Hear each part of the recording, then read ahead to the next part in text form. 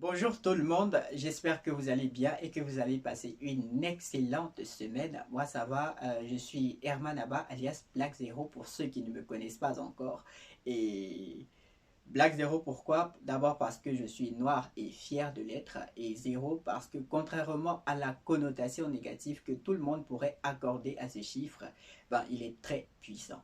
C'est-à-dire qu'il vient d'abord même avant le chiffre 1, donc c'est le véritable premier, et demander à tous les autres chiffres les plus grands, ils seront à même de vous expliquer de quoi il s'agit. Sur ce, nous allons entrer dans le vif du sujet, mais avant, générique.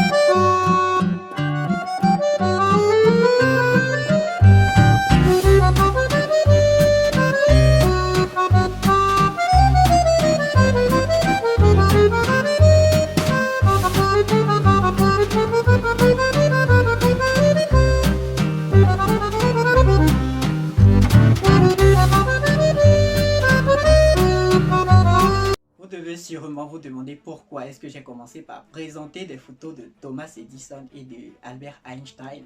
Et bien c'est parce qu'aujourd'hui nous allons parler des génies. Et ces deux personnages-là vont me servir d'appui pour pouvoir mieux étayer mes thèses. Voilà, en quelque sorte. Donc on va commencer par Thomas Edison.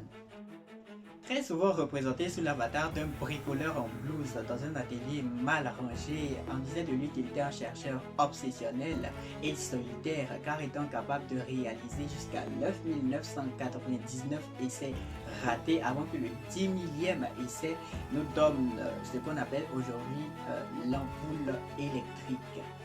Plus intéressant encore, c'est lorsqu'on lui demande ce qu'il pense de ces 9999 échecs. Et il répond de façon simple qu'il n'a pas connu 9999 échecs, mais qu'il a découvert 9999 manières de ne pas inventer une ampoule électrique. Et très loin d'être solitaire, comme on le disait, il travaillait aussi et surtout avec des associés et des chercheurs qu'il rémunérait. C'était donc un entrepreneur instinctif. Voilà un entrepreneur de génie instinctif et travailleur qui avait compris que plusieurs valaient mieux qu'un, contrairement à ses contemporains, à la plupart de ses contemporains qui préféraient se la jouer solo. Il maîtrisait aussi bien les techniques ou les principes du marketing et de la communication. Il eut tellement de succès qu'il se mit à dos bon nombre de chercheurs, notamment le grand Nikola Tesla que voici.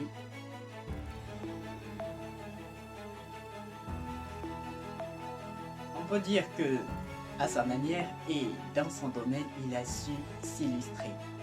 Parlons maintenant de mon ami Einstein, de qui l'on se rappelle lorsqu'on évoque la célèbre formule physique E égale à mc carré, prix Nobel de physique en 1921, et dont on disait aussi qu'il avait un QI qui oscillerait entre 160 et 180, donc très intelligent.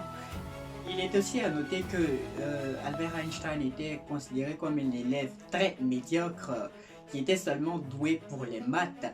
Donc c'est avec difficulté qu'il est parvenu à achever son cursus scolaire, et même après à l'université, c'est-à-dire pour atteindre la licence, ce n'était pas facile du tout. Il n'a même pas eu de recommandation de ses professeurs pour pouvoir continuer. Donc les temps étaient durs pour mon ami Einstein. Alors il faut dire il convient de dire que le monde a une vision biaisée de ce que représentent les génies. Voilà, on les considère en général comme des personnes qui sont nées avec des capacités surhumaines et qui réussissent tout du premier coup. Et ben, Thomas Edison et Albert Einstein nous démontrent le contraire. On n'est pas génial, mais on devient génial.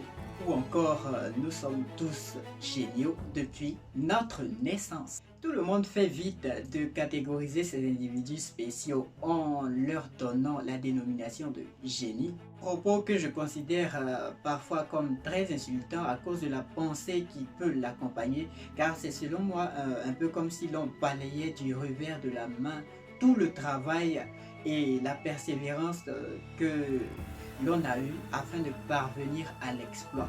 Donc, selon moi, chacun d'entre nous étant né avec des attitudes qui diffèrent d'un individu à un autre, nous sommes sûrement un génie dans un domaine que nous connaissons ou que nous ne connaissons pas encore.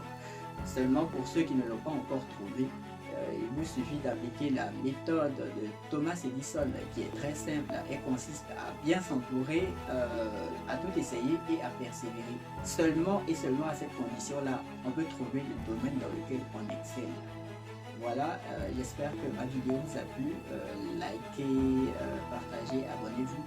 Et on se dit vendredi, on se dit à la semaine prochaine, bien sûr, vendredi 18h. C'était Black Zero pour vous servir.